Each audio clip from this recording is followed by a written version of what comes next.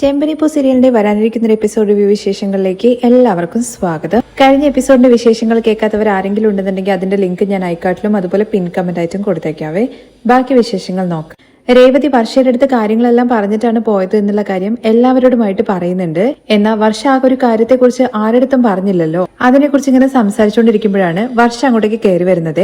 രേവതിയെ കണ്ട ഉടനെ തന്നെ വർഷ ചോദിക്കുന്നുണ്ട്, ആഹാ രേവതി ചേച്ചി തിരിച്ചു വന്നു. ചേച്ചി എപ്പോഴാണ് വന്നത്? ചേച്ചിയെ കാണാനില്ല എന്ന് പറഞ്ഞിട്ട് സച്ചിയേട്ടൻ തേടി പോയിട്ടുണ്ടായിരുന്നു. ചേച്ചിക്ക് ഒന്ന് പറഞ്ഞിട്ട് പോകാമായിരുന്നല്ലോ എന്നുള്ള കാര്യം ചോദിക്കുമ്പോഴേക്കും രേവതി ആണെങ്കിൽ വണ്ടറടിച്ച പോലെ നിൽക്കുവാണ്. വർഷയുടെ സംസാരം കേൾക്കുമ്പോൾ എല്ലാവരും വർഷയെ തന്നെ ഇങ്ങനെ നോക്കുന്നുണ്ട്. അല്ല എന്താണ് എല്ലാവരും ഇങ്ങനെ നോക്കുന്നതെന്നുള്ള കാര്യം ചോദിക്കുമ്പോൾ രേവതി ചേച്ചി നിന്റെ അടുത്ത് കാര്യങ്ങൾ പറഞ്ഞിട്ടാണല്ലോ പോയത്, എന്നിട്ട് നീ എന്താ ആരുടെടുത്തും പറയേണ്ടിരുന്നുള്ള കാര്യം എന്റെ അടുത്ത് പറഞ്ഞുവെന്നോ എപ്പൊന്ന് ചോദിക്കുകയാണെ വർഷേ നീ എന്താ ഇങ്ങനെ പറയുന്നത്? രാവിലെ നിന്റെ അടുത്ത് പറഞ്ഞിട്ടല്ലേ ഞാൻ പുറത്തു പോയത്? അയ്യോ ഇല്ലല്ലോ രേവതി ചേച്ചി, രാവിലെ ബ്രേക്ക്ഫാസ്റ്റ് കഴിക്കുന്ന സമയത്തല്ലേ ഞാൻ ചേച്ചിയെ കണ്ടത്. ചേച്ചി ഒന്നും ഉണ്ടാക്കിയിട്ടില്ല എന്നുള്ള കാര്യം പറഞ്ഞതുകൊണ്ട് ഞാൻ അപ്പൊ തന്നെ സ്റ്റുഡിയോയിലേക്ക് പോയില്ലേ. അത് കഴിഞ്ഞിട്ട് പിന്നെ ചേച്ചിയെ ഞാൻ ഇപ്പോഴല്ലേ കാണുന്നത്. അപ്പോഴേക്കും ചന്ദ്ര പറയുന്നുണ്ട്, കണ്ടില്ലേ അവള് പറഞ്ഞിട്ട് പോയെന്നുള്ള കാര്യം. അവള് കള്ളം പറയാന്നുള്ള കാര്യം പറയുമ്പോഴേക്ക് രേവതി ചോദിക്കുന്നുണ്ട്, അമ്മേ ഞാൻ എന്തിനാണ് കള്ളം പറയുന്നത്? ഞാൻ വർഷയുടെ അടുത്ത് പറഞ്ഞിട്ട് തന്നെയാണ് പോയത്. പിന്നെ എന്താണ് രേവതി നീ പറഞ്ഞിട്ടില്ല എന്നുള്ള കാര്യം വർഷ പറയുന്നതെന്ന് ശ്രുതി ചോദിക്കുകയാണ്. ഇവളുടെ ഇഷ്ടത്തിന് നാട് ചുറ്റാൻ വേണ്ടി പോകും. ആരെങ്കിലും ചോദ്യം ചെയ്തു കഴിഞ്ഞാൽ അപ്പൊ പറയും പറഞ്ഞിട്ടാണ് പോയെന്നുള്ള കാര്യം എന്ന് ചുമ്മാ കഥ ഇറക്കും. ചന്ദ്രമതിയുടെ സംസാരം കേൾക്കുമ്പോഴേക്കും രവി പറയുന്നുണ്ട്, നീ ഒന്ന് ചുമ്മാ ഇരിക്കുക ചന്ദ്രേ, നീയായിട്ട് ഒരു കഥ കെട്ടി മനയണ്ട. ഇവിടെ വേറെന്തോ ഒരു കുഴപ്പം നടന്നിട്ടുണ്ട് എന്നുള്ള കാര്യം രവി പറയുമ്പോ അതിനെച്ചാ ഇവിടെ എന്ത് കുഴപ്പം നടന്നു എന്നാ പറയുന്നത്? വർഷ പറഞ്ഞല്ലോ അവളൊന്നും പറഞ്ഞിട്ടില്ല എന്നുള്ള കാര്യം. ഒന്നെങ്കിൽ രേവതി കള്ളം പറയായിരിക്കും, വർഷയായിരിക്കും കള്ളം പറയുന്നത്. സ്തുതി പറഞ്ഞത് കേൾക്കുമ്പോഴേക്കും വർഷയ്ക്കാണെങ്കിൽ ദേഷ്യം വരുന്നുണ്ട്. ഞാൻ എന്തിനാ കള്ളം പറയുന്നത്? എന്റെ അടുത്ത് പറഞ്ഞിട്ടുണ്ടായിരുന്നെങ്കിൽ ഉറപ്പായിട്ടും ഞാൻ പറഞ്ഞിട്ടുണ്ട് എന്നുള്ള കാര്യം പറയും. എന്റെ അടുത്ത് പറഞ്ഞില്ലല്ലോ എന്നുള്ള കാര്യം ചോദിക്കുകയാണ്. അത് കഴിഞ്ഞ് രേവതി വീണ്ടും പറയുന്നുണ്ട്, വർഷേ രാവിലെ ഞാൻ നിന്റെ അടുത്ത് പറഞ്ഞിട്ടാണ് പുറത്തു പോയത്. ഇല്ല രേവതി ചേച്ചി നിങ്ങൾ എന്റെ അടുത്ത് പറഞ്ഞില്ല.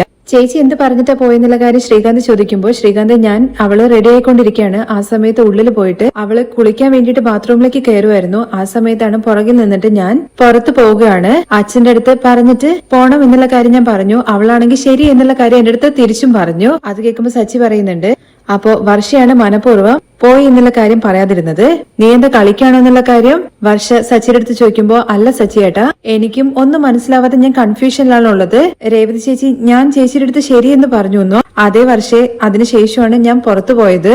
കുളിക്കുമ്പോ ഞാന് ഡബ് ചെയ്തുകൊണ്ടിരിക്കുകയായിരുന്നല്ലോ. അങ്ങനെ വർഷ ഒന്ന് ചിന്തിച്ചു നോക്കുന്നുണ്ടോ? കുളിക്കാൻ വേണ്ടി പോകുന്നതിന് മുമ്പ് വർഷ എന്താ ചെയ്തെന്നുള്ള കാര്യം വർഷ ഇങ്ങനെ ഫോണിൽ സംസാരിച്ച് ഡബ് ചെയ്തുകൊണ്ടിരിക്കുകയാണ്. ശരി സാർ ഞാൻ വരും, നിങ്ങളടുത്ത് എത്ര തവണ പറയണം, പിന്നെയും വിളിക്കാണോ എന്നൊക്കെ ചോദിക്കുന്നുണ്ട്. പുറകിൽ നിന്നിട്ട് നമ്മുടെ രേവതി കാര്യങ്ങളൊക്കെ പറഞ്ഞിട്ടുണ്ടാകും. ഫോണില് ആ ശരി ഓക്കെ എന്ന് പറഞ്ഞിട്ട് വർഷ കുളിക്കാൻ വേണ്ടി പോവാണ്. ആ ഫോണിൽ പറഞ്ഞ കാര്യം രേവതി വിചാരിക്കുന്നത് രേവതി പറഞ്ഞത് കേട്ടിട്ട് ശരി ഓക്കെ എന്നുള്ള കാര്യം വർഷ പറഞ്ഞു എന്നുള്ള കാര്യമാണ്. ചിന്തിച്ചു നോക്കുമ്പോഴേക്കും വർഷയ്ക്ക് കാര്യം മനസ്സിലാവുന്നുണ്ട്. അത് കഴിഞ്ഞ് വർഷ ചിരിക്കുവാണേ. വർഷയുടെ ചിരി കാണുമ്പോഴേക്കും സച്ചിക്ക് ദേഷ്യം വരുന്നുണ്ട്. നീ എന്താ ഭ്രാന്ത് പിടിച്ചതുപോലെ ചിരിച്ചോണ്ടിരിക്കുന്ന എന്നുള്ള കാര്യം ചോദിക്കുമ്പോ ഇപ്പോഴാണ് എനിക്ക് കാര്യം മനസ്സിലായത്. ഇതിന് കാരണം മിസ് കമ്മ്യൂണിക്കേഷൻ ആണ്. അതാരാണെന്നുള്ള കാര്യം സച്ചി ചോദിക്കണേ. അങ്ങനെ കേട്ട് പരിചയമില്ലാത്തൊരു പേരാണല്ലോ, അവൻ എന്ത് ചെയ്തു എന്ന് പറഞ്ഞെന്നുള്ള കാര്യം ചോദിക്കുമ്പോ എടാ മിസ് കമ്മ്യൂണിക്കേഷൻ എന്ന് പറയുന്നത് ഒരാളല്ല, ഒരു കാര്യം രണ്ടുപേരും ശരിക്ക് സംസാരിക്കാതെ പോകുന്നതിനാണ് മിസ് കമ്മ്യൂണിക്കേഷൻ എന്ന് പറയുന്നതെന്ന് ശ്രുതി പറഞ്ഞു കൊടുക്കുന്നുണ്ട്. അങ്ങനെ രണ്ടുപേരും എന്താണ് കാര്യമായിട്ട് പറയാണ്ടിരുന്നത്? രേവതി കാര്യങ്ങളെല്ലാം അവളടുത്ത് പറഞ്ഞിട്ടല്ലേ പോയതെന്നുള്ള കാര്യം ചോദിക്കുകയാണെ സച്ചി. അങ്ങനെ സച്ചി അതിനിടയ്ക്ക് സംസാരിച്ചുകൊണ്ടിരിക്കുമ്പോ രവി പറയുന്നുണ്ട്, വർഷയെ സംസാരിക്കാൻ വേണ്ടിയിട്ട് നിങ്ങൾ അനുവദിക്ക്. വർഷ നീ കാര്യം പറ. അങ്കിൾ എന്താണ് നടന്നെന്നുള്ള കാര്യം എനിക്ക് ഇപ്പോഴാണ് മനസ്സിലായത്. രേവതി ചേച്ചി എന്തായാലും എന്റെ അടുത്ത് വന്ന് പറഞ്ഞിട്ടുണ്ടാകും, എന്നാ ചേച്ചി എന്റെ റൂമിലേക്ക് വന്നതുപോലും ഞാൻ അറിഞ്ഞിട്ടില്ല. പിന്നെ നീ എങ്ങനെ ശരിയെന്നുള്ള കാര്യം പറഞ്ഞതെന്ന് ശ്രീകാന്ത് ചോദിക്കുമ്പോ ഞാന് രേവതി ചേച്ചിയുടെ അടുത്തല്ല ശരി എന്നുള്ള കാര്യം പറഞ്ഞത്. ഹെഡ്സെറ്റ് വെച്ചിട്ട് എഞ്ചിനീയറുടെ അടുത്ത് ഡബിങ്ങിനെ കുറിച്ച് സംസാരിച്ചുകൊണ്ടിരിക്കുകയായിരുന്നു. അവരുടെ അടുത്താണ് ഞാൻ ശരി എന്നുള്ള കാര്യം പറഞ്ഞത്. അത് ഞാൻ രേവതി ചേച്ചിയുടെ അടുത്ത് പറഞ്ഞതാവുന്നുള്ള കാര്യവും രേവതി ചേച്ചി ചിന്തിച്ചിട്ടുണ്ടാവുക. ഓ അപ്പോ ഇതാണല്ലേ ആ മിസ്കമ്മ്യൂണിക്കേഷൻ എന്ന് ശ്രീകാന്ത് ചോദിക്കുമ്പോ അതെ എന്ന് വർഷ പറയാണേ. ഓ അങ്ങനെയാണോ വർഷം നടന്നത്? നീ ബാത്റൂമിലേക്ക് പോകുന്നത് ഞാൻ ശ്രദ്ധിച്ചു, പക്ഷെ ചെവിയില് വെച്ചത് ഞാൻ കണ്ടില്ല. ഇതാണ് ഇപ്പൊ പ്രശ്നം. ചെവിയിൽ കാണാത്ത ഓരോ സാധനങ്ങൾ കുത്തി കയറ്റി വെക്കും, എന്നിട്ട് നമ്മളോടാന്നുള്ള കാര്യം തെറ്റിദ്ധരിക്കുകയും ചെയ്യും. കാറിൽ ഇതുപോലെ തന്നെയാണ് അച്ഛാ, ഓരോരുത്തര് കേറിയിട്ട് ഫോണിൽ ഓരോന്ന് സംസാരിക്കും. ഞാൻ വിചാരിക്കും എന്റെ അടുത്താണ് സംസാരിക്കുന്നത് എന്നുള്ള കാര്യം. പിന്നീട് അവർ ദേഷ്യത്തോടു കൂടി എന്റെ അടുത്ത് പറയും എന്റെ അടുത്തല്ല സംസാരിച്ചതെന്ന്. എന്റെയൊക്കെ കാലത്ത് പണ്ട് റിസീവറോട് കൂടിയിട്ടുള്ള ഫോണായിരുന്നു ഉണ്ടായിരുന്നത്. അത് ഫോൺ എവിടെയാണോ വെക്കുന്നത് അവിടെ തന്നെ കാണും. അവിടെ ഇരിക്കുന്നിടത്തോളം കാലം ഒരു പ്രശ്നവും വരില്ല. ഇപ്പോ എന്താന്ന് വെച്ച് കഴിഞ്ഞാൽ പോകുന്നിടത്തൊക്കെ നമ്മൾ ഫോണായിട്ടാ പോവുക എന്ന് രവി പറയുന്നുണ്ട്. അതേ അച്ഛാ, ശരീരത്തിലിടുന്ന ആഭരണങ്ങൾ പോലെ ഈ കാതിലും ആ കാതിലും ഒക്കെ വെക്കും. റോഡില് പോകുന്നവരും വരുന്നവരൊക്കെ ഇതാണ് അവസ്ഥ എന്നൊക്കെ പറയാണേ. അപ്പോഴേക്ക് ശ്രുതി പറയുന്നുണ്ട്, ഇതാണടാ ടെക്നോളജി ഡെവലപ്മെന്റ് എന്നുള്ള കാര്യം. എന്ത് ടെക്നോളജി ആണെന്നുണ്ടെങ്കിലും പരസ്പരം നേരിട്ട് സംസാരിച്ചിരുന്ന ആ സമയത്തൊന്നും മനുഷ്യന്മാർക്കിടയിൽ പ്രശ്നം വരില്ലായിരുന്നു. ഇപ്പോ ഫോൺ വെച്ചിട്ട് 24 മണിക്കൂർ സംസാരിച്ചുകൊണ്ടിരിക്കണം. ആവശ്യമില്ലാത്ത പ്രശ്നങ്ങളും വന്നു ചേരും. സച്ചി പറയുന്നത് കേൾക്കുമ്പോൾ ശ്രീകാന്തും പറയുന്നുണ്ട്, ഒരർത്ഥത്തില് ഇതെല്ലാം ശരി തന്നെയാണ്. ഇപ്പോ ഈ ചാറ്റിങ്ങും അതുപോലെ തന്നെ വീഡിയോ കോളൊക്കെ വന്നതിന് ശേഷം നമുക്ക് ഇഷ്ടപ്പെടുന്നവരെ മിസ് ചെയ്യുന്ന ഫീല് എന്താണെന്നുള്ള കാര്യം ആർക്കും അറിയാതെ പോയി. എന്തിനാണ് മിസ് ചെയ്യുന്നത്? ടെക്നോളജി എല്ലാവരും ക്ലോസ് ആക്കി വെച്ചിരിക്കുകയല്ലേ എന്ന് വർഷ ചോദിക്കുമ്പോ അതെ, ഒരു ദിവസം എല്ലാത്തിനെയും മൊത്തമായിട്ട് ക്ലോസ് ചെയ്യാനാണ് പോകുന്നത്. അതിനിടയ്ക്ക് ശ്രീകാന്ത് പറയുന്നുണ്ട്, എന്തായാലും സച്ചേട്ടൻ രേവതി ചേച്ചിയെ ഭയങ്കരമായിട്ട് മിസ് ചെയ്തിട്ടുണ്ട്. എന്താ സച്ചേട്ടാ, മിസ് ചെയ്തു അല്ലേ എന്നുള്ള കാര്യം ചോദിക്കുകയാണെ. നന്നായിട്ട് ഭയന്നു അല്ലേ എന്നുള്ള കാര്യമൊക്കെ ചോദിക്കുമ്പോഴേക്കും ഭയോ? അങ്ങനെയൊന്നും ഇല്ലല്ലോ. അത് ഞങ്ങൾ കണ്ടതാണല്ലോ. എന്താ ശ്രീകാന്ത് സംഭവിച്ചെന്ന് വർഷ ചോദിക്കുമ്പോ കരഞ്ഞോണ്ട് വന്നിട്ട് രേവതി ചേച്ചിയെ കെട്ടിപ്പിടിച്ചു. ഇതൊക്കെ നടന്നോ? ഞാൻ മിസ് ചെയ്തല്ലോ എന്നുള്ള കാര്യം വർഷ പറയുന്നുണ്ട്. സോറി രവി ചേച്ചി പറഞ്ഞ കാര്യം ഞാൻ ശ്രദ്ധിച്ചില്ല എന്നുള്ള കാര്യം വർഷ പറയുമ്പോഴേക്കും എന്റെ തെറ്റാണ്, ഞാന് പോകുന്നതിന് മുമ്പ് സച്ചേട്ടന്റെ അടുത്ത് പറയണായിരുന്നു എന്നുള്ള കാര്യം രേവതി പറയുമ്പോ നിനക്ക് ആ ഫോണെങ്കിലും ഒന്ന് ഓണാക്കി വെച്ചിട്ടായിരുന്നു, ഫോണിന്റെ ചാർജ് തീർന്നു, പിന്നെ ഞാൻ എന്ത് ചെയ്യാനെന്നുള്ള കാര്യമൊക്കെ ചോദിക്കുകയാണെ. അപ്പോഴേക്കും ചന്ദ്ര, ഇതൊക്കെ അത്ര വിശ്വസനീയമായിട്ടാണോ തോന്നുന്നത്? കുംഭാഭിഷേകത്തിന് ഇവളെ തന്നെ വേണമെന്ന് പറഞ്ഞ് കൂട്ടിയിട്ട് പോവാ. ഇവള് ആ പൂ കിട്ടുന്ന പെൺകുട്ടികളുടെ കൂടെ ചേർന്നിട്ട് എവിടെയോ ചുറ്റിക്കറങ്ങി വന്നിരിക്കുകയാണ്. എന്നാ ഇത് കേട്ട രേവതി പറയുന്നുണ്ട്, അമ്മേ ഞാൻ സത്യം തന്നെയാണ് പറഞ്ഞത്, ദിവസം സമ്പാദിക്കുന്നതിനേക്കാൾ കൂടുതൽ ഇന്ന് ഞാൻ സമ്പാദിച്ചിട്ടുണ്ട് എന്ന് പറഞ്ഞിട്ട് എഴുന്നേറ്റ് പോയിട്ട് പേഴ്സിൽ നിന്നും പൈസ എടുത്തോണ്ട് വരുവാണേ. കണ്ടോ, 3000 രൂപ ഞാൻ സമ്പാദിച്ചു എന്ന് പറഞ്ഞിട്ട് രേവതി കാണിച്ചു കൊടുക്കുമ്പോ, പിന്നെ കണ്ടു കഴിഞ്ഞ് ഞാൻ 3 കോടി സമ്പാദിച്ച പോലെ ഉണ്ടല്ലോ എന്നൊക്കെ പറയുമ്പോ, അധ്വാനിച്ചിട്ട് 1 രൂപ സമ്പാദിച്ചാലും അത് വലിയ കാര്യം തന്നെയാണ്. മറ്റുള്ളവരുടെ അധ്വാനത്തെ കളിയാക്കാൻ നിൽക്കേണ്ട ചന്ദ്രേ. രേവതി, എന്തായാലും അതൊക്കെ സന്തോഷമുള്ള കാര്യം തന്നെയാണ്. പക്ഷെ എവിടെ പോകുന്നതിന് മുമ്പ് ആരെടുത്തെങ്കിലും വ്യക്തമായിട്ട് പറഞ്ഞിട്ട് പോണം. ഇപ്പൊ കണ്ടില്ലേ സച്ചി എവിടെല്ലാം നിന്നെ തേടിപ്പോയി. ഇത്രയും വർഷത്തിന്റെ ഇടയ്ക്ക് സച്ചി ഇത്രയും ഭയന്നത് ഞാൻ കണ്ടിട്ടില്ല. ഇല്ല, ഞാൻ അത്രയ്ക്കൊന്നും ഭയന്നിട്ടില്ലല്ലോ എന്നൊക്കെ പറഞ്ഞിട്ട് അഡ്ജസ്റ്റ് ചെയ്യുന്നുണ്ട് കേട്ടോ നമ്മുടെ സച്ചി. അത് ഞങ്ങൾ എല്ലാവരും കണ്ടതാണല്ലോ. എന്തായാലും രേവതി, നീ എന്തെങ്കിലും കഴിച്ചോ എന്നുള്ള കാര്യം ചോദിക്കുമ്പോൾ ഒന്നും കഴിച്ചിട്ടില്ല, അമ്പലത്തിന് പ്രസാദം കിട്ടി, അത് സച്ചേട്ടനും ഇഷ്ടമായതുകൊണ്ട് ഞാൻ മേടിച്ചിട്ടാ വന്നതെന്ന് പറയുന്നുണ്ടേ. അങ്ങനെയാണെങ്കിൽ രണ്ടുപേരും കഴിക്കാൻ നോക്ക്, ബാക്കി എല്ലാവരും അവരവരുടെ വഴിക്ക് പൊക്കോളാൻ വേണ്ടി പറയുന്നുണ്ടേ. ഇത് നമ്മുടെ ശ്രുതി പറയുന്നുണ്ട് കേട്ടോ, വെറുതെ ആവശ്യമില്ലാത്ത കാര്യത്തിനാണ് ഇവൻ ഇത്രയും ബിൽഡപ്പ് കൊടുത്തത് എന്നുള്ള കാര്യം. ആരുടെ ബിൽഡപ്പ് കൊടുത്തത്? ഒരു ദിവസം നിന്റെ ഭാര്യയെ കാണാനില്ല എന്ന് പറഞ്ഞിട്ട് ഇവിടെ കടന്ന് കരഞ്ഞു കൂവിയിട്ടുണ്ടായിരുന്നല്ലോ. അപ്പോ നിന്റെ കൂടെ തെരഞ്ഞു വരാൻ വേണ്ടി ഞാനും ഉണ്ടായിരുന്നില്ലേ?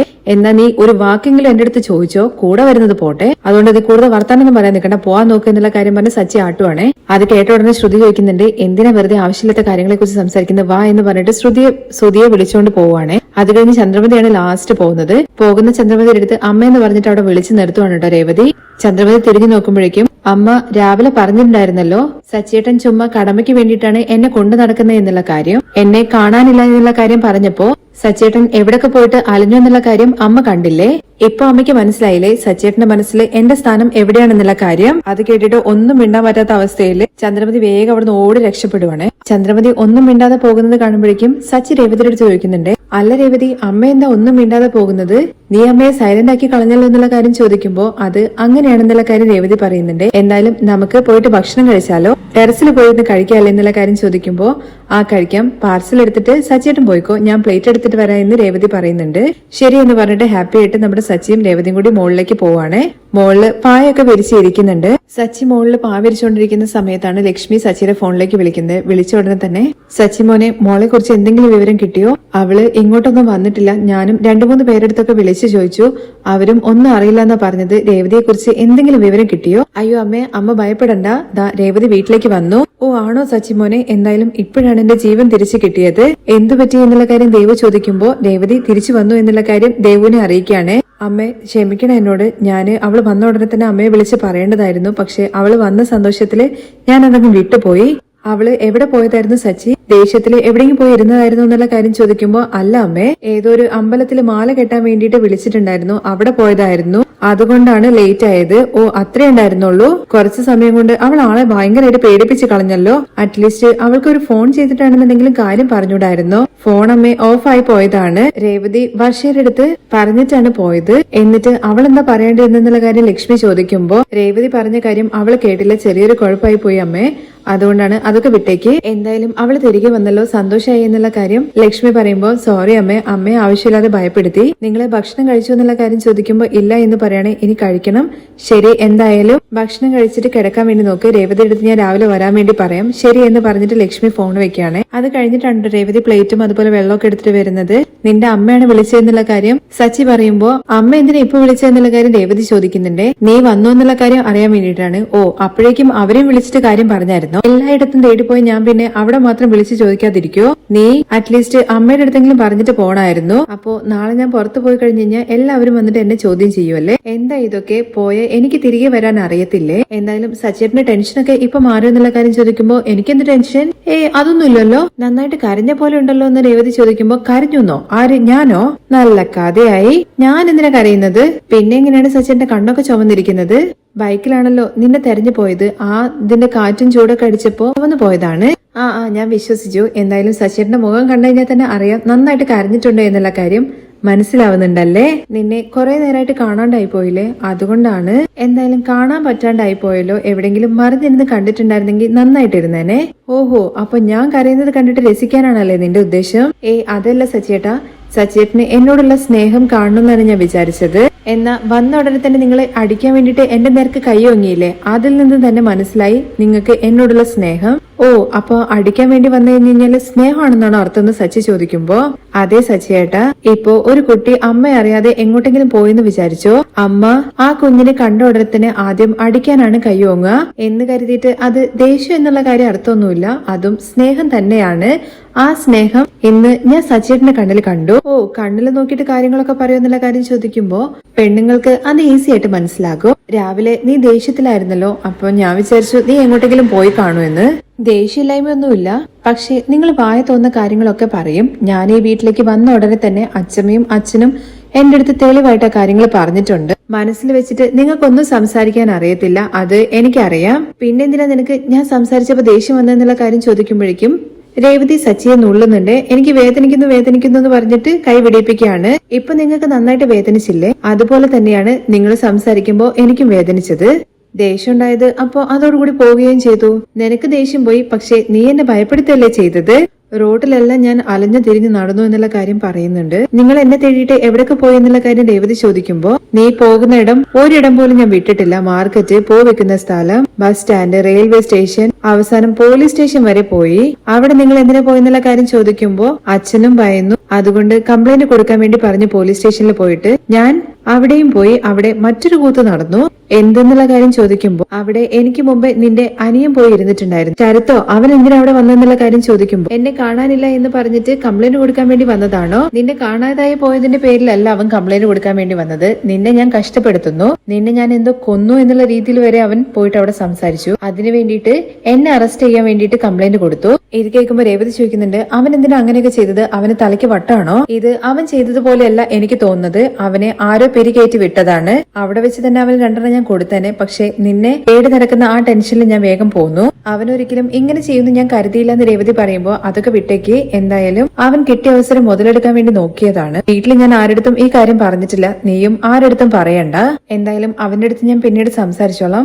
അവന് വേണ്ടിട്ട് ഞാൻ സോറി പറയാന്നുള്ള കാര്യം രേവതി പറയുമ്പോ എന്താ രേവതി ഇത്?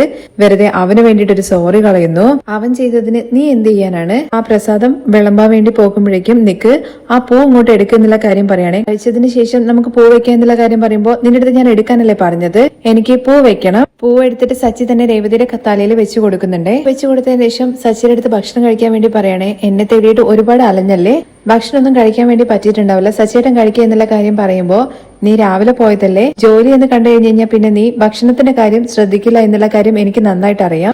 അതൊന്നുമില്ല സച്ചേട്ടൻ ആദ്യം കഴിക്കുക എന്ന് പറയുമ്പോ നീ കഴിക്കുക എന്ന് പറഞ്ഞിട്ട് മേടിച്ചിട്ട് നമ്മുടെ രേവതിക്ക് ഊട്ടി കൊടുക്കുന്നുണ്ട് കേട്ടോ സച്ചി.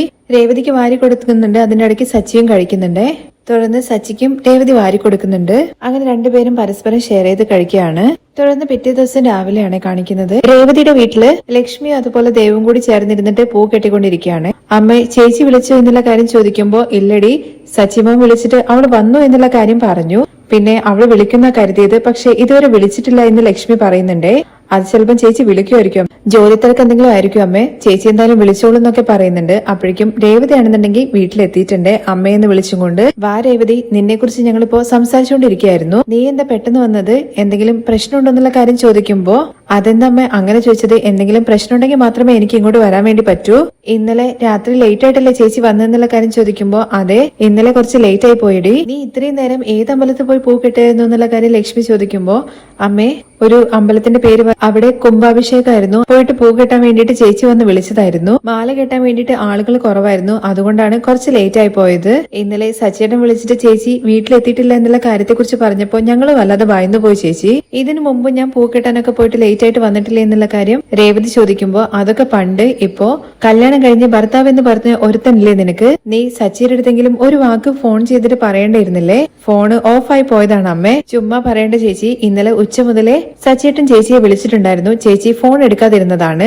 അത് സച്ചേട്ടന്റെ അടുത്ത് സംസാരിക്കണ്ടെന്ന് വിചാരിച്ചിട്ട് ഞാൻ ഫോൺ എടുക്കാണ്ടിരുന്നത്, അത് കേട്ട ഉടനെ തന്നെ ലക്ഷ്മി പറയുന്നുണ്ട്, അപ്പോ നിങ്ങൾക്കിടയിൽ എന്തോ പ്രശ്നം നടന്നിട്ടുണ്ട്, ഇവരും തമ്മിൽ നല്ല രീതിയിലായിരുന്നല്ലോ പോയിക്കൊണ്ടിരുന്നത്, അന്ന് വിവാഹ വാർഷികത്തിന്റെ അന്ന് സച്ചി നിന്നെ കുറിച്ച് നല്ല പുകഴ്ത്തിയിട്ടായിരുന്നല്ലോ സംസാരിച്ചിട്ടുണ്ടായിരുന്നത്, വീണ്ടും നീ സച്ചിയുമായിട്ട് അടിയുണ്ടാക്കാൻ വേണ്ടി നോക്കിയോ എന്നുള്ള കാര്യം ചോദിക്കുമ്പോ, പിന്നെ ഞാനല്ലേ അടിയുണ്ടാക്കിക്കൊണ്ടിരിക്കുന്നത്, എനിക്ക് വേറെ ജോലിയൊന്നുമില്ലല്ലോ, അപ്പോ സച്ചേട്ടനാണോ പ്രശ്നം ഉണ്ടാക്കിയെന്നുള്ള കാര്യം ദേവു ചോദിക്കുമ്പോ, അല്ല ഞാനാണ് ആരംഭിച്ചത്, അതെനിക്ക് അപ്പോഴേ തോന്നി, അല്ലെങ്കിലും നീ വായ വെച്ചിട്ട് ചുമ്മാ ഓരോന്ന് പറഞ്ഞുകൊണ്ടേയിരിക്കും, അമ്മ എന്തെങ്കിലും കണ്ടോ എന്നുള്ള കാര്യം ചോദിക്കുമ്പോ, പിന്നെ നീ എന്തിനാണ് അവനുമായിട്ട് അടിയുണ്ടാക്കിയത്, ഇതിൽ ഇത്ര പറയാൻ എന്തിരിക്കുന്നു അമ്മേ, അമ്മ അച്ഛനുമായിട്ട് അടിയുണ്ടാക്കാറില്ലേ, അല്ലെങ്കിൽ എപ്പോഴും ചിരിച്ചുകൊണ്ടാണോ സംസാരിക്കാറ്, അച്ഛൻ എപ്പോഴും ചിരിച്ചുകൊണ്ടായിരുന്നു, പക്ഷെ അമ്മയായിരുന്നു പ്രശ്നം ആരംഭിക്കുക എന്നുള്ള കാര്യം ദേവു പറയുന്നുണ്ടേ, നീ കണ്ടിട്ടുണ്ടോടി, അവരും അടിയുണ്ടാക്കാറുണ്ട്, ഞാനും അടിയുണ്ടാക്കാറുണ്ട്, അതുപോലെ തന്നെയാണ് അമ്മേ, ഞാനും എന്റെ ഭർത്താവുമായിട്ട് അടിയുണ്ടാക്കും, പിന്നെ ഇന്ന് ചിരിച്ച് സംസാരിക്കും, അതിനിപ്പോ എന്താ, അപ്പോ ചേച്ചി ഇന്ന് ചിരിച്ച് സംസാരിച്ചിട്ടാണോ വന്നത്, അതെ സംസാരിച്ചു, അതിന് മാത്രം നിങ്ങൾക്കിടയിൽ എന്താ പ്രശ്നം എന്നുള്ള കാര്യം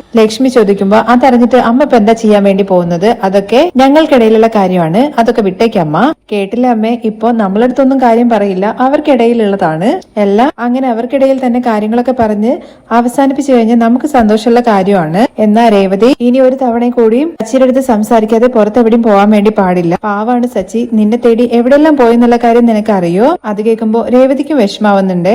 അപ്പോഴാണ് നമ്മുടെ ശരത്തിന്റെ വരവ്, ചേച്ചി എപ്പോ വന്നു എന്നുള്ള കാര്യം ചോദിച്ചുകൊണ്ടാണ് ശരത്ത് ഉള്ളിലേക്ക് കയറി വരുന്നത്. അപ്പോഴേക്കും നമ്മുടെ രേവതി റോങ് ആവാണ് കേട്ടോ, നിനക്കെന്താടാ ഒരു തവണ പറഞ്ഞു കഴിഞ്ഞ കാര്യം മനസ്സിലാവില്ലേ, അതിന് മാത്രം നിനക്ക് എന്താ അഹങ്കാരമാണോടാ, നീ എന്തിനാ അവനിപ്പോ ചീത്ത വിളിക്കുന്നതെന്ന് ലക്ഷ്മി ചോദിക്കും, പിന്നെ ചീത്ത വിളിക്കാതെ അവന് ഞാൻ എന്താണ് അമ്മ ചെയ്യേണ്ടത്, നീ എന്തിനാ സച്ചേട്ടന്റെ പേരിൽ കംപ്ലൈന്റ് കൊടുത്തത് പോലീസ് സ്റ്റേഷനിൽ, നീ എന്താണ് പറയുന്നതെന്നുള്ള കാര്യം ലക്ഷ്മി ഭയങ്കര ടെൻഷനോട് ചോദിക്കുകയാണ്, സച്ചിയുടെ മേലിൽ കംപ്ലൈന്റ് കൊടുത്തുന്നോ, അതെ അമ്മേ, എന്നെ സച്ചേട്ടൻ എന്തോ ചെയ്തു എന്നുള്ള കാര്യം പറഞ്ഞുകൊണ്ട് പോലീസ് സ്റ്റേഷനിൽ പോയിട്ട് കംപ്ലൈന്റ് കൊടുത്തു വന്നു അവൻ, എടാ പാവി നീ എന്തൊക്കെയാണ് ചെയ്യുന്നത്, നീ എന്തിനാ സച്ചിയുടെ മേലിൽ കംപ്ലൈന്റ് കൊടുത്തത്, ചേച്ചിയെ കാണാനില്ല എന്നുള്ള കാര്യം നിങ്ങൾ തന്നെയല്ലേ പറഞ്ഞത്, ലേറ്റ് ആയിട്ടല്ലേ വന്നത്, എവിടെയും കാണാത്തത് കൊണ്ട് സ്റ്റേഷനിൽ പോയിട്ട് കംപ്ലൈന്റ് കൊടുത്തു, അതിന് നീ എന്തിനാ സച്ചേട്ടന്റെ മേലിൽ കംപ്ലൈന്റ് കൊടുത്തത് എന്നുള്ള കാര്യം ദേവ് ചോദിക്കുമ്പോ, അയാളല്ലേ എപ്പോ നോക്കിക്കഴിഞ്ഞാലും ചേച്ചിയുമായിട്ട് അടി ഉണ്ടാക്കിക്കൊണ്ടിരിക്കുന്നത്, അതുകൊണ്ട് അയാള് എന്തെങ്കിലും ചെയ്തു കാണുന്നുള്ള കാര്യം സംശയം വന്നു, സച്ചി ഇവള് എന്ത് ചെയ്യാൻ വേണ്ടി പോകുന്നു എന്നാണ് നീ പറയുന്നത്, പാവം സച്ചി അവളെ കാണാത്തതിന്റെ പേരിൽ ടെൻഷൻ അടിച്ച് നടക്കുമായിരുന്നു, അവന്റെ മേലിൽ പോയിട്ട് നീ കംപ്ലൈന്റ് കൊടുത്തോടാ, അത് കഴിഞ്ഞ് ദേവവും പറയുന്നുണ്ട്, ഇവൻ ചേച്ചിയെ കാണാത്തതിന്റെ വിഷമം കൊണ്ട് കംപ്ലൈന്റ് കൊടുത്താണെന്നുള്ള കാര്യം തോന്നുന്നില്ല, സച്ചേട്ടനോടുള്ള ദേഷ്യം തീർത്തതാണ്, ഞാൻ എന്തിനാ അതൊക്കെ ചെയ്യാൻ വേണ്ടി പോകുന്നത്, ചേച്ചിയെ കണ്ടുപിടിക്കാൻ വേണ്ടിയിട്ടാണ് ഞാൻ കംപ്ലൈന്റ് കൊടുത്തത്, ശരി അപ്പോ നീ എവിടെല്ലാം എന്നെ പോയി തേടി എന്നുള്ള കാര്യം ദേവതി ചോദിക്കുകയാണേ, എന്താന്നുള്ള കാര്യം ചോദിക്കുമ്പോ, സ്റ്റേഷനിൽ പോകുന്നതിന് മുമ്പ് നീ എന്നെ എവിടെയൊക്കെ പോയി അന്വേഷിച്ചു, ടൈം ലേറ്റ് ആയതുകൊണ്ട് ഞാൻ സ്ട്രെയിറ്റ് ആയിട്ട് പോലീസ് സ്റ്റേഷനിലേക്കാണ് പോയെന്നുള്ള കാര്യം ശരത്ത് പറയുന്നുണ്ട്, എന്നാൽ സച്ചേട്ടനാണെന്നുണ്ടെങ്കിൽ ഞാൻ പോയ ഒരിടം പോലും വിടാതെ എല്ലായിടത്തും എന്നെ തേടിയിട്ടുണ്ട്, അത്രയ്ക്കും ആ മനുഷ്യന് എന്നോട് സ്നേഹമുണ്ട്, എനിക്ക് വേണ്ടിയിട്ട് ജീവൻ പോലും കളയും, അങ്ങനത്തെ ആ മനുഷ്യന്റെ പേരിൽ പോയിട്ടല്ല നീ കംപ്ലൈന്റ് കൊടുത്തത്, എന്റെ അടുത്ത് ചോദിക്കാതെ നീ എന്തിനാ ഇങ്ങനെ ചെയ്തെന്നുള്ള കാര്യം ലക്ഷ്മിയും ചോദിക്കുകയാണ്, അമ്മ ഇവൻ തനിയെ തന്റെ ഇഷ്ടത്തിന് പോയി ചെയ്തതെന്നുള്ള കാര്യം തോന്നില്ല, ആരോ പറഞ്ഞത് കൊണ്ടാണ് ഇങ്ങനെ ചെയ്തിരിക്കുന്നതെന്ന് ദേവവും പറയുന്നുണ്ട്. അത് കഴിഞ്ഞ് ലക്ഷ്മി ചോദിക്കുന്നുണ്ട്, ആര് പറഞ്ഞിട്ടാണ് നീ ഇങ്ങനെയൊക്കെ ചെയ്തത്, അമ്മേ ചേച്ചിയെ കാണാനില്ല എന്നുള്ള ഭയത്തിലായിരുന്നു, അപ്പോ ആന്റണി ചേട്ടനാണ് ലേറ്റ് ആക്കണ്ട ഉടനെ തന്നെ പോയിട്ട് കംപ്ലൈന്റ് കൊടുക്കാൻ വേണ്ടി പറഞ്ഞത്, നീ ചെയ്ത കാര്യങ്ങൾ കേട്ടപ്പോ അവൻ പറഞ്ഞിട്ട് തന്നെയാണ് നീ ചെയ്തതെന്നുള്ള കാര്യം ഇപ്പോഴും നീ അവന്റെ കൂടെ ചുറ്റിക്കറങ്ങാണല്ലേ, നിനക്ക് എന്താടാ എത്ര പറഞ്ഞാലും മനസ്സിലാവാത്തത്, അവന്റെ കൂട്ട് വിടാൻ വേണ്ടി പറഞ്ഞു കഴിഞ്ഞാൽ നീ കേൾക്കില്ലേ, ഓൾറെഡി സച്ചിമോന് നിന്നോട് ദേഷ്യമാണ്, അതിന്റെ ഇടയ്ക്ക് ഈ കാര്യം കൂടി അറിഞ്ഞു കഴിഞ്ഞാൽ അവന് ദേഷ്യം കൂടതേ ഉള്ളൂ എന്നൊക്കെ ലക്ഷ്മി പറയുന്നുണ്ടേ. അതുപോലെ തന്നെ രേവതിയും പറയുന്നുണ്ട്, നീ എന്നാണോ ആന്റണിയുമായിട്ടുള്ള സഹവാസം അവസാനിക്കുന്നത് അന്ന് മാത്രമേ നീ ഗുണം പിടിക്കുള്ളൂ, ചേച്ചി ആന്റണി ചേട്ടൻ ചേച്ചിയുടെ നല്ലതിന് വേണ്ടിയിട്ടാന്നുള്ള കാര്യം പറയുമ്പോഴേക്ക് രേവതി ചോദിക്കുന്നുണ്ട്, എനിക്ക് നല്ലത് വരാൻ വേണ്ടിയിട്ട് അവൻ നിന്റെ ആരാടാ, അവനെ കുറിച്ച് നിനക്ക് കൂടുതലായിട്ടൊന്നും അറിയില്ല. അവസരം കിട്ടുന്ന സമയത്ത് അവൻ നിന്നെ എന്തിലെങ്കിലൊക്കെ പെടുത്തും. അപ്പൊ നിനക്ക് മനസ്സിലാവും അമ്മ ഞാൻ പോവാണെന്ന് പറഞ്ഞിട്ട് രേവതി അവിടെ നിന്ന് പോവാണേ. നീ രേവതി ഇപ്പൊ വന്നതല്ലേ എന്നുള്ള കാര്യം ചോദിക്കുമ്പോഴേക്കും അമ്മയെ വീട്ടിൽ ഒരുപാട് ജോലി ഉണ്ടെന്ന് പറയണേ. പോകുന്നതിന് മുമ്പായിട്ട് ശരത്തിന്റെ അടുത്ത് വീണ്ടും പറയുന്നുണ്ട്, സച്ചേട്ടൻ ഇപ്പോഴും നീ നന്നായിട്ടിരിക്കണമെന്ന് മാത്രമേ വിചാരിക്കുന്നുള്ളൂ. അത് നീ ഇനിയും മനസ്സിലാക്കിക്കോ. നീ ആന്റണിയുടെ കൂടെ ചേരാതിരിക്കുന്നതാണ് നിനക്കും അതുപോലെ ആന്റണിക്ക് നല്ലത്. അമ്മയെ ഞാൻ പോവാന്ന് പറഞ്ഞിട്ട് അവിടെ